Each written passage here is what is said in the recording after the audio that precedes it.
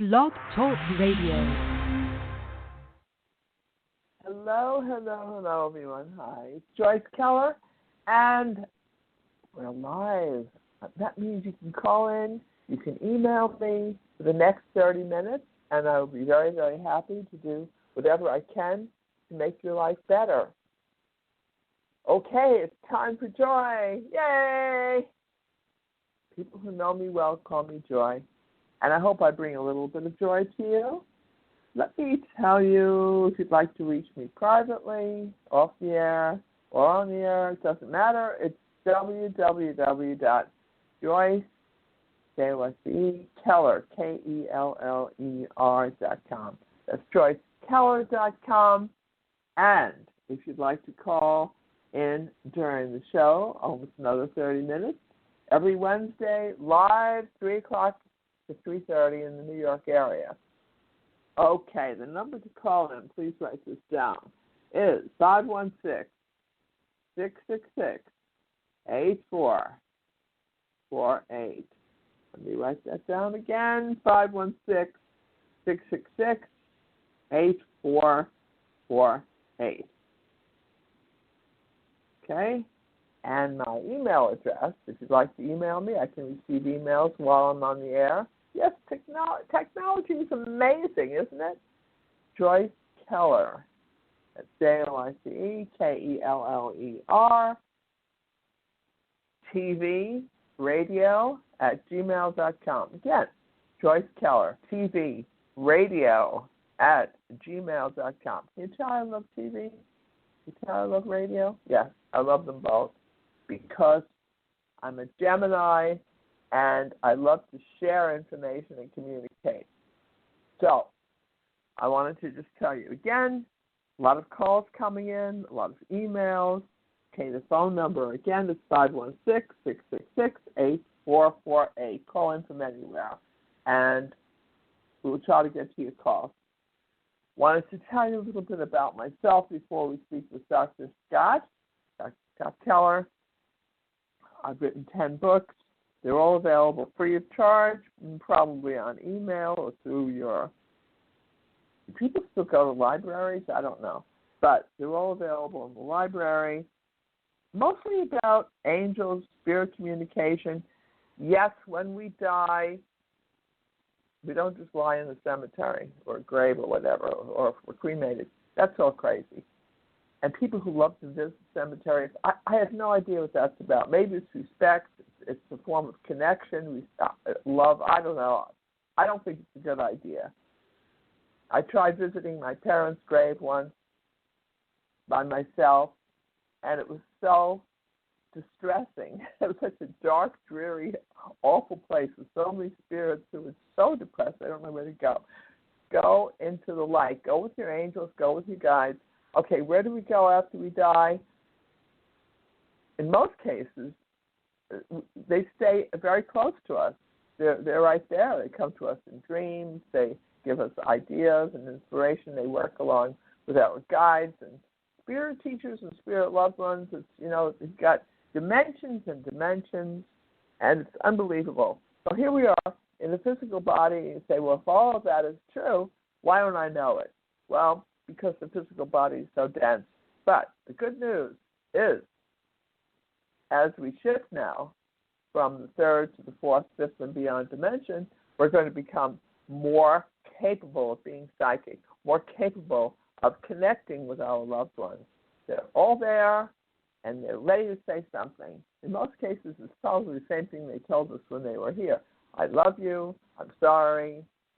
I wish I had done things better or differently. So you'll have a chance. You'll come back again. You come back if you want as a baby or walk in, just come back again. Okay, that's just for starters. Again, I was calling all angels and 7 Steps to Heaven, how to communicate with your departed loved ones. I don't even know what else I wrote, just like a whole bunch of other books also. Excuse me.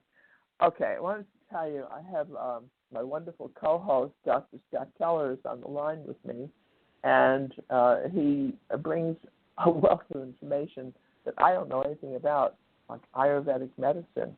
I absolutely do not know anything about it other than I think there are 3 basic types. He'll explain that. And you know what? We had this amazing Lionsgate portal, which, of course, happens every August 8th, 8/8, every year. We have Lionsgate portal. Nobody cared much about it until this year. Now, something happened this last, let's see, today's date is actually August 12th, 2020.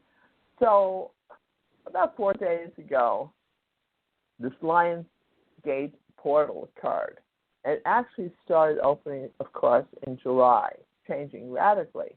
But because I don't know enough about it, my wonderful co-host, Dr. Scott, will explain it. Hi, Dr. Scott. How's everything?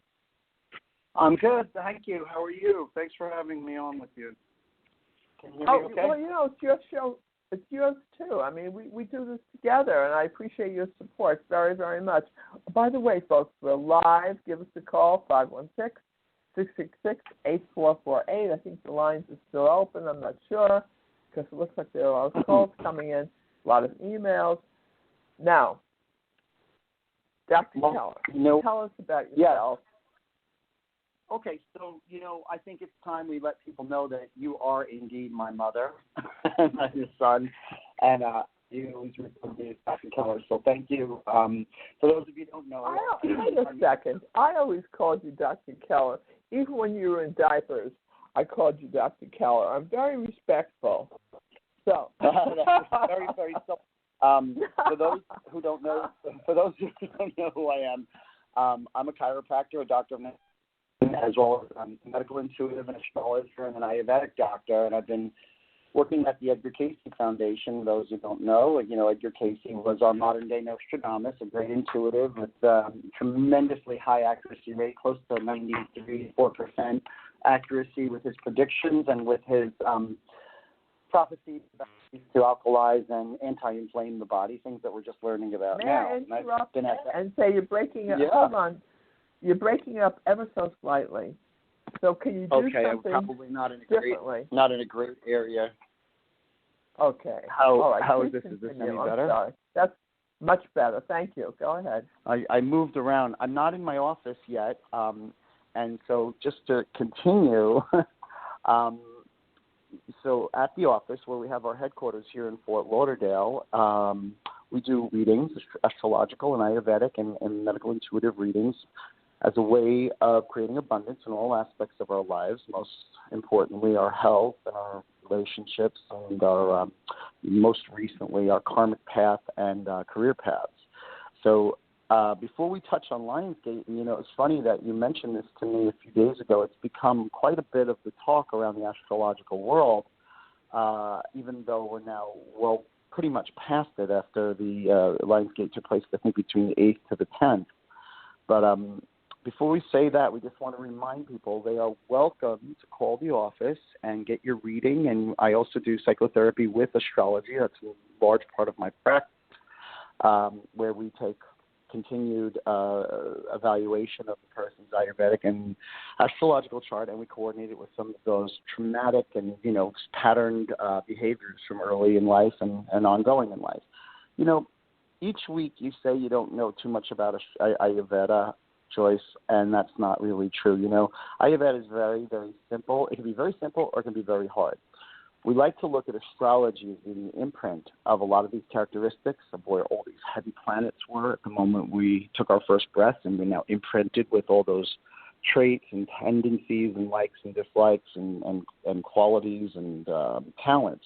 But Ayurveda is really how we express that energy on a day-to-day basis. And we all have an intuitive understanding of Ayurveda, just like, Ayurveda is very much like feng shui. We know intuitively, even if we never studied feng shui, not to put a dining room table in the middle of your living room, because energetically it's just not right. And in an Ayurvedic level, Say it again, because not to put we all have an intuitive understanding of feng shui. Ayurveda is basically feng shui for the body and for our relationships. As an example, we intuitively know not to put our dining room table in the middle of our living room, because it's going to affect our energy. Okay, we intuitively know not to put an orange painting on top of a purple wall because it can be somewhat off-putting or even offensive to our rods and cones in our brains. The same is true of Ayurveda. Ayurveda, we won't go into it. Every week we talk about it, but we won't go into it too deeply. But, yeah, it's like you said, it's 3 basic energy types, and we want to use those energy types. There's type 1, which we call Pitta, but who cares what it's called? It's just type A, personality, very aggressive. The second type, Vata, is the more spiritual and laid back, but can be prone to distraction and confusion in the digestive tract. And type 3, the Kapha, is very slow and relaxed. Now, we all contain and continue to maintain parts of all of those energies, but typically one of them tends to prevail, and that's where we need to use balance and balancing in our astrological chart and in our Ayurvedic profile. So that's basically our mission statement. That's what we do. If people want to call for readings, they are beyond fabulous because we touch on all aspects of your astrological chart and your Ayurvedic profile. You can call my office at 631-375-8702, or you can go online, www.ask-drscott.com. All the information's on there. So we welcome people to not only call in today, because you said that quickly. So give your phone number again so people can write it down. Go ahead. So people, we've been getting very busy, and boy, people are really having a hard time lately. So we're doing quite a bit of therapy sessions, and we're using astrology and Ayurveda and psychoanalysis with all that stuff. In fact, I have a fabulous psychologist, Carol Zalea, who's probably listening to the show today. We welcome her to call, but today's her first day of school, even if she's working remotely. So we want to give that number. It's 631-375-8702. So let's just the Lionsgate thing because you asked me about it. Wait, it's really I lost quite you completely. Wait, I lost you for 4 seconds. You must have turned your head. But turn your head this way. Okay, I'm never doing this show from home again. There's no question about it. I'm going to always do the show from the office. How is it now? Can you hear me now? That's fine. Well, I wanted to just interject again and reintroduce ourselves to the folks who tuned in late. We have the lovely Dr. Scott. Now, would you like to give your website again, please? It's www. Sure. Can you hear me? That's wonderful. Ask-drscott.com, and I'm Joyce Keller.com. Okay, I wanted to say that. And, oh, by the way, I do a show with your sister, Elaine Keller, called, as part of the Speak, S-P-A-K project, I want to give myself a plug, we do a show called Here Come the Arcturians. Because I've had so much interaction and channeling from the Arcturians, who are the umbrella space energy. So I just wanted to say that. So if you go on YouTube and you put in either Joyce Keller or Here Come the Arcturians or Elaine Keller, we'll all come up. We're really out there. Okay, Dr. Scott, I'm terribly sorry about the plug, but I wanted to squeeze it in. Go back to what you were saying. It's totally fine. It's totally fine. Can you hear me now? I moved to a different area of the house. Can you hear okay? Oh, it's terrific. It's great. Go ahead. Okay. All right. So you asked earlier and last week about the significant to astrologers about Lionsgate, or what many people refer to as the Lionsgate portal. And as you started off the show by saying, it happens once a year around August 8th to August 10th. And basically what it is when the star Ceres, which is in a neighboring galaxy, aligns with the Earth and shines a tremendous amount of light onto the Earth. Now, under normal circumstances, it's a very nice period, but it couldn't have been more significant during 2020 because we're really having a rough time. This has been a very rough year for so many people. Ceres is about 20 times brighter than our actual sun, in our solar system. And even though it's in a galaxy that's billions of miles away, when it aligns, we know that these direct alignments really hit us hard. And in some cases, they hit us hard and cause challenges. In some ways, they hit us hard and cause great productivity. Now, for this year, the Lionsgate is designed, as it's been laid out by astrologers worldwide, as being very, very helpful for us because we've been going through a real bitch of a time. I think it's a fair thing to say that 2020 has been a really rough with COVID and with the unrest, with the civil unrest. It's been a really rough year, and especially economically. So it's very important because of the alignment of Saturn and Pluto, which has been causing so much of this distress, that we receive this Lionsgate portal light energy from Ceres the best way we can. Well, how can we do that? You know, if you want to go out and get light shined on you, you stand out in the sunshine, you tilt your head towards the universe and the sun, and you say, okay, shine on me, I'm ready to receive. That's probably the best thing we can do right now. Now, it's called a portal because that light shining on the earth is felt, many feel that it's coming here to rescue us from this, challenging time that we've been in. So I have a question. Lionsgate, yeah. Okay, no, go ahead. I please interject. Let me interject, and then you can answer the whole thing. Is Sirius a planet, an asteroid? What is it, and why do we care? And please answer the whole thing. Ceres could not be anything but a star, because if it was an asteroid billions of miles away, it would have very little effect on us. In fact, it's a star like our sun, but it's 20 times more powerful and brighter than our sun. And it's in a neighboring galaxy. I won't give long names of galaxies right now because it's not important. Suffice it to say, it's far, but even when stuff is far, when it directly is in line with us, it takes on a great magnetism that causes huge shifts in not only our planet brain's function and in our prosperity of our the spiritual prosperity as well. So pretty much that's it for the Lionsgate. You don't really need to know much else except to feel a sense of encouragement, because it always happens during the sun being in Leo, which, as we know, is a very, very optimistic, and encouraging energy. So the other big information that's happening this week, which we've been talking, Joyce, we've been talking incessantly about the death and rebirth of Pluto aligning with us and the challenges of Saturn. But let's talk about something a little bit more, how can we say, academic, I guess. We've been experiencing the moon.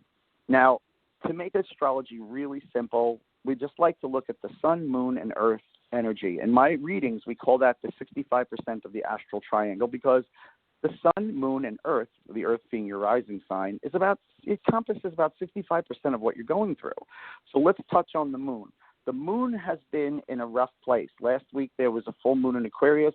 Everybody was going crazy. There was a lot of insanity, a lot of reactivity. So then the moon, just as of Monday and Tuesday, went into Taurus. So everybody felt a little sigh of relief and can relax a little bit. But as of today, the moon being our emotional planet, and the moon is so close to us and so powerful. Don't forget, the moon raises our water on our oceans 6 to 12 feet. Every ocean from the North Atlantic to the Pacific to the Indian Ocean all get raised 6 to 12 feet every day because of the moon's gravitational pull. So now, after Monday and Tuesday, now as of today at 6:43 in the morning, the moon went into, of all places, Gemini. What does this mean? Well, Mom, you're a Gemini. You're a double Gemini, in fact. And I think your rising sign is in Gemini. Your earth sign is in Gemini, right? I'm not mistaken. Yes, you gave, if I could just interrupt, you gave the West Coast time. I have the moon going into Gemini at 9:46 this morning, but you gave it as 6. So that was 3 hours before. Are you giving the West Coast time? 3 hours, yes. I still operate on California time because that's where my heart is, even though I'm on the East Coast. You're 100% right. Gemini went... The moon did go into Gemini around 9:30 this morning, and it's going to be there for, the moon stays in each of the 12 signs for about 2.5 days. So I guess that's about 60 full hours. So we're really deep inside the moon in Gemini, which is great. Now, for those who are novice astrologers, you know what it means to have the moon going into Gemini? Well, yes. Okay, why don't you tell everybody what happened? You being the double Gemini, I'm only a single. I have a North Node in Gemini, so I only get. I'm your junior as far as moon in Gemini goes. But what do you think that means? I think it's going to be there for about 2.5 days. The moon takes about a 2.5 day cycle, so it's going to be in the sign of Gemini until Friday, the 14th. Right. And then it goes void of course at 7:19 in the morning until 12 hours later. Now, when the moon is void of course, that's a good time to do nothing. Don't expect yourself to have something great happen. So it's like, just look, try to understand what the moon void of course means. It's not making an aspect. So during those times, well, you know what? These are very for those people who are listening who are novice astrologers. I just want to clarify something. When as Joyce says, the moon goes void, of course, it means it's not lining up with anything else. It's all by itself, and there's nothing else complicated things. But right now, because let's come back, the moon in Gemini, do you know what that means on an emotional level? Because the moon is our emotional planet, and it's going into very non-emotional Gemini. What does that mean? It so means you have a lot to say. It means you have a lot to say. It means that you have a lot. Exactly. Yep. That's it. Go ahead. Okay, so right now we have so many complicated astrological patterns. I was really committed to making things really simple this week and just say, okay, right now, today, Wednesday and tomorrow and Thursday, Moon in Gemini, enjoy your interaction, enjoy your emotional connection to technology, enjoy your conversations about expanded ideas. These are things we do when the moon is in Gemini. Now on Friday, around in the afternoon, when the moon goes into Cancer, it's going to bring on a different emotional sense. Right, but we'll feel it. We'll feel it going into it earlier in the afternoon because we always feel those elements as we go into them. So around the afternoon, emotionally, you're going to feel like getting together with your family. You're going to feel like holding up a little bit in the house and having some food and being around people that you feel safe around. That's what your emotional moon is saying in Cancer. However, we have a problem with this. Are you ready for the problem? Of course. Moon in Cancer on Friday, it sounds nice. We go and watch Netflix. We get some hot chocolate. I don't know where you are. It's hot as hell here, so maybe you get yourself a frozen daiquiri. But okay. Go watch Netflix. I don't, of course, because I work 12 hours a day, and because all I do is work and help people who are going through these problems right now. But I'm looking forward to it being a little bit more relaxed. Because when the moon is in Cancer, you feel like holding up like a Cancer. Now, the problem is that on Friday, we have Mars aligning with Pluto, and this is a biggie. So part of us emotionally will feel like we want to just kind of be safe and relaxed at home. But on Friday, when Mars, the planet of war, directly aligns with Pluto, oh boy, the planet of death and transformation, we have to be careful about the most important thing that is considered when Mars and Pluto align is impulsive decision-making. And that alignment, besides impulsive decision-making, is also frequently seen with battles of ego. So It's not all bad. It's not all bad, and I'll tell you why. Because Pluto is the end of cycles and transforming into the new beautiful monarch butterfly that we all are becoming right now, we will also, because it's in with that Cancer moon, we're going to feel a great sense of wanting to get involved with home improvement. Because Mars is the fuel, Pluto wants to end the old arrangements in your house, and it wants to end arrangements and old patterns and transform into new ones. And Cancer is going to say, focus it on the house because my moon is in Cancer right now for everyone. So that's basically the update for this week between Lionsgate, the moon, and the alignment of Pluto and Mars. That was very impressive. Can we give you some applause? Very impressive. Please. That's your applause. I would welcome some applause. I receive and openly welcome applause. I used to work at a radio station where they actually had a button that we could press for applause. And now I just have this. So, we have a lot of questions coming in from folks who are asking about this Lionsgate portal. Excuse me, which you described very well. The question is, people are very afraid of dying because there have been so many deaths, especially in pockets of the country, which we will not mention, but you know where those pockets are. They're asking you if you have some sort of prediction about, or feeling, if either one of us have a feeling about how long this whole coronavirus, which may or may not be real, excuse me, I think I'm starting to get it just talking about it. How long do you think it's going to last? Do you have any feelings?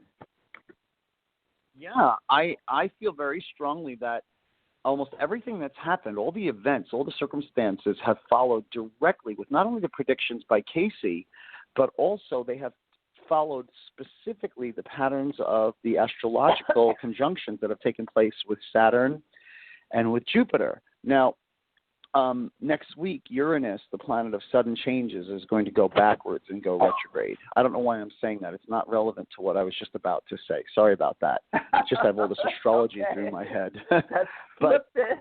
It slipped in, so go ahead. If everything has followed according to astrological predictions up to this point, then by around the middle to the end of December, I'm predicting we're going to start seeing some kind of vaccine or some kind of letting up on the stranglehold of social distancing and being cooped up and inclemency. I would say probably around late December, and then as we go into 2021. Now, 2021 across the board is going to be a very, very active year. This year was not active, believe it or not, because we were forced to be so inactive. So mark my words, we're going to see a big shift right around the beginning of the new year and probably towards the end of December.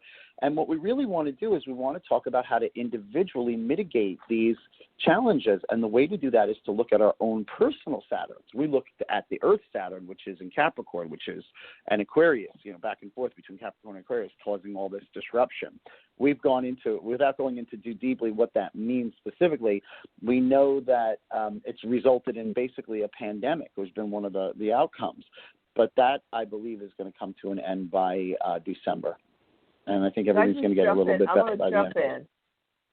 Okay, I agree with you, and I'll tell you why. Although I think it's going to taper off, it's going to take about 2 or 3 years, but you're going to see a radical change. Now, on December 14th, so it's so interesting that you said December, because on December 14th, there's a new moon as well as a very, very powerful solar eclipse.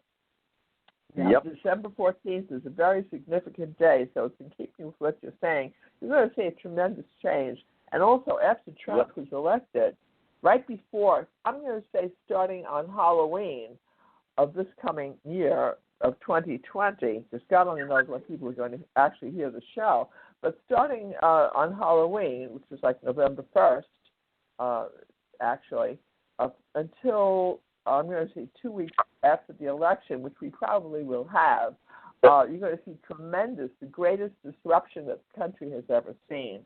So that's going to be really escalating, and you have to hold on to your undies until it could continue 2 weeks, but then the whole thing takes until December 14th until you see a change. And then at that point, make sure that you have water, you have food, and that you're taking care of yourself and not doing anything reckless.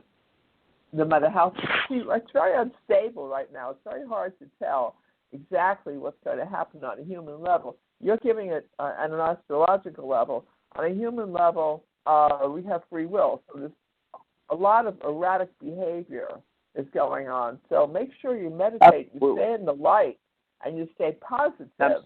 No matter, you can see the craziness going on. Yes, Dr. Scott. No, I agree with you entirely, and that is the whole point of the work that we're doing with these astrological and Ayurvedic and intuitive readings, is to be able to take our individual challenges that we see through not only our houses, but also through our own personal placement of Saturn and Pluto, and be able to mitigate the changes, the destructive changes that are happening on the whole level. How do we address the macrocosm? We address it by microcosmically. We're a microcosm of the macrocosm. So we want to have those readings. We want to be able to look into our charts. If you can't get a reading, then do some research yourself and take a look into your own chart and try to find out where some of the astrological and cosmic challenges lie for you. Thank you. We only have 10 seconds, so I wanted to say on JoyceKeller.com, we have the lovely ask-drscott.com. Thank you. Good luck. God bless us all. Thank you for being with us.